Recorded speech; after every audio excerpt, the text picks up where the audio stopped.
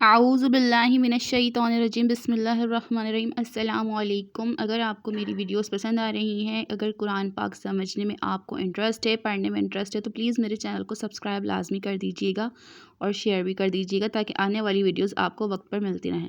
आज हम पढ़ेंगे वक्फ़ के बारे में। वक्फ़ के लुग़वी मायने हैं ठहरना।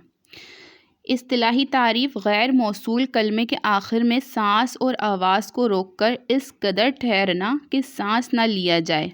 वक्फ़ के बुनियादी दो इक़साम हैं। नंबर 1 महल वक्फ़, नंबर 2 कैफ़ियत वक्फ़। वक्फ़ का मतलब है रुकना।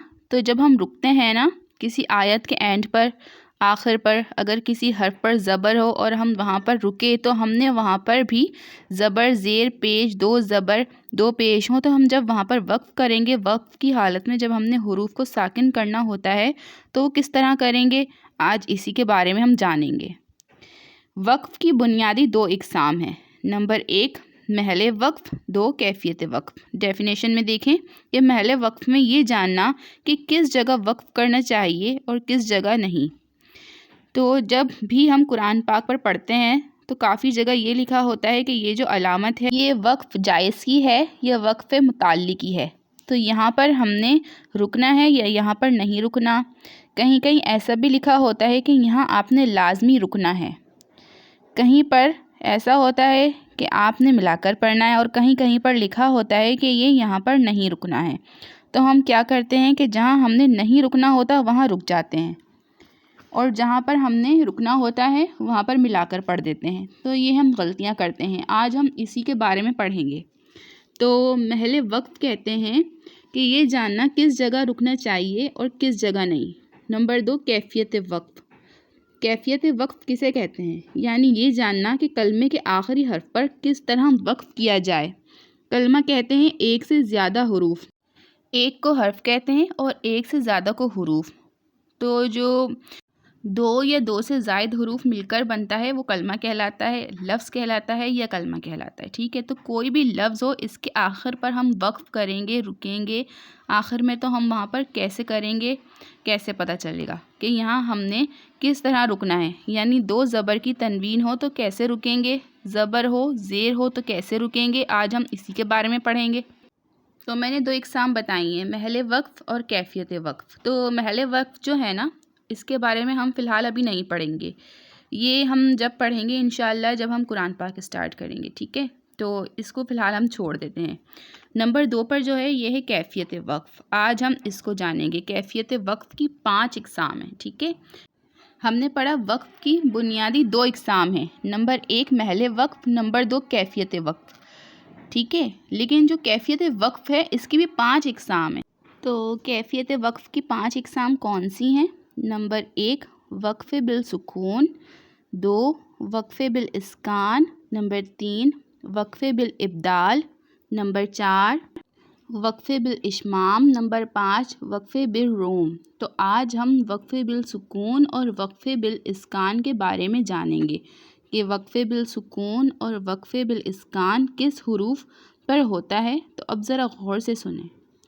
नंबर 1 वक्फ़ बिल सुकून, कलमे का आखिरी हर्फ अगर पहले से साकिन हो तो वहाँ पर बग़ैर किसी तब्दीली के सांस और आवाज़ को रोककर ठहरना, जैसे फ़रग़ब फ़रग़ब, क़ाल क़ाल। ठीक है, दोबारा गौर से समझें। कलमे के आखिरी हर्फ यानी फ़रग़ब, ये एक कलमा है और इसका आखिरी हर्फ है बा। तो कलमे के आखिरी हर्फ पहले से साकिन हो तो साकिन हर्फ किसे कहते हैं, ये तो मैंने आपको बताया था कि जिस पर भी जज़म का साइन हो। अब यहाँ बा जो है पहले से साकिन है तो वहाँ पर बग़ैर किसी तब्दीली के सांस और आवाज़ को रोककर ठहरना। ठीक है, तो अब यहाँ पर रुकेंगे तो कोई तब्दीली नहीं आएगी। जैसे देखें फ़रग़ब वक्फ़ फ़रग़ब, अब यहाँ पर कोई तब्दीली नहीं आ रही है। हमने फ़रग़ब को वैसे ही पढ़ा जैसे था। ठीक है, क़ाल वक्फ़ क़ाल, यहाँ पर देखें कोई तब्दीली नहीं आ रही, तो इसे कहते हैं वक्फ़ बिल सुकून। ठीक है, कलमे का आखिरी हर्फ अगर पहले से ही साकिन हो यानी उस पर जज़म का साइन हो تو جب ہم وہاں پر رکتے ہیں نا تو اسے کہتے ہیں وقف بالسکون. ٹھیک ہے. جزم والی تختی نمبر 5. تو تختی نمبر 5 میں ہم نے پڑھا تھا اقتل. ٹھیک ہے. اقتل یہاں پر لام ساکن ہے، یعنی اقتل ایک کلمہ ہوا. ٹھیک ہے. اور اس کا جو آخری حرف ہے لام ہے، اور لام پہلے سے ہی ساکن ہے. ٹھیک ہے. اس پہ جزم کی سائن ہے. تو یہاں پر جب ہم رکیں گے وقف کریں گے تو ہم اس کو ویسے ہی پڑھیں گے، اقتل وقف اقتل. ٹھیک ہے. اس میں کوئی بھی تبدیلی نہیں آئی ہے. اب دیکھیں اہبت وقف اہبت، اضرب وقف اضرب. تو وقف کی حالت میں کوئی تبدیلی نہیں آئے گی. کیوں نہیں آئے گی؟ کیونکہ یہ حرف جو آخری ہے پہلے سے ساکن ہے. تو کوئی بھی حرف پہلے سے ساکن ہو تو وہاں پر ہم رکیں گے تو کوئی تبدیلی نہیں آئے گی. تو اسے کہتے ہیں وقف بالسکون. ٹھیک ہے. اخرج وقف اخرج، نجد وقف نجد. کوئی تبدیلی نہیں آ رہی کیونکہ حرف پہلے سے ساکن ہے. تو جزم کا سائن دیکھ کر پہچان لیں گے کہ یہ وقف بالسکون ہے. اب پڑھیں گے نمبر 2 وقف بالاسکان. ٹھیک ہے نا. وقف بالاسکان کسے کہتے ہیں؟ وقف بالاسکان کہتے ہیں کلمے کے آخری حرف پر حرکات ثلاثہ. یہ بھی میں پڑھا چکی ہوں کہ زبر زیر پیش کو حرکات کہتے ہیں اور انہیں حرکات ثلاثہ بھی کہتے ہیں. تختی نمبر 3 میں ہم نے پڑھا تھا تو سمجھ آ گئی ہوگی کہ حرکات ثلاثہ زبر زیر پیش کو ہی کہتے ہیں. ٹھیک ہے. ان کو حرکات بھی کہہ سکتے ہیں. کلمے کے آخری حرف پر حرکات ثلاثہ یعنی زبر زیر پیش ہو اور تنوین یعنی 2 زیر 2 پیش ہوں. تنوین کون سی؟ 2 زیر 2 پیش، 2 زبر نہیں، 2 زیر 2 پیش ہوں. یہاں پر 2 زبر کا ذکر نہیں ہے، صرف 2 زیر اور 2 پیش اور زبر زیر پیش کا ہے. تو یہ 5 علامت ہوں: زبر زیر پیش، 2 زیر 2 پیش، اور اسی طرح یا کے علاوہ کسی اور حرف کے نیچے کھڑی زیر یا پھر واؤ کے علاوہ کسی اور حرف پر الٹا پیش ہو. تو ان تمام صورتوں میں آخری حرف کو ساکن کر کے سانس اور آواز کو روک کر ٹھہرنا. جیسے جعل وقف جعل. تو یہاں پر دیکھیں کہ لام کے اوپر زبر ہے، تو جب وقف کریں گے یعنی جعل کے لام پر زبر ہے، تو جب ہم یہاں پر وقف کریں گے تو ایسے پڑھیں گے جعل جعل وقف جعل. تو یہاں پر تبدیلی آ رہی ہے. ٹھیک ہے نا. تو جعل جعل یہاں لام کو ساکن کر دیا. یہ ہوتا ہے وقف بالاسکان. بی ہی وقف بی. ٹھیک ہے. لہو وقف لہ. تو سمجھ آئی کیسے پڑھا؟ مثالوں کے ساتھ سمجھا دیتی ہوں. تختی نمبر 3 ہم نے پڑھی تھی حرکات والی. تو زبر والی تختی میں پڑھا تھا با زبر با، صاد زبر سا باسا، را زبر را باسارا. اب یہاں پر را کے اوپر کیا ہے؟ زبر ہے. تو بسارا وقف باسر. ٹھیک ہے. تو یہاں پر را کو ساکن کر دیا. اخذ وقف اخذ. ٹھیک ہے. یہاں پر آخری حرف کو ساکن کر دیا.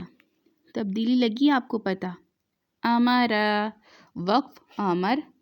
تو یہ زبر والی تختی ہے، تو اسے کہتے ہیں وقف بالاسکان، یعنی کلمے کے آخری حرف پر زبر ہو، زیر ہو، پیش ہو، 2 زیر ہو، 2 پیش ہو، کھڑی زیر ہو اور الٹا پیش ہو. اب مثال کے طور پر ایبلی وقف ابل، آکیمی وقف آکم، مالکی وقف مالک.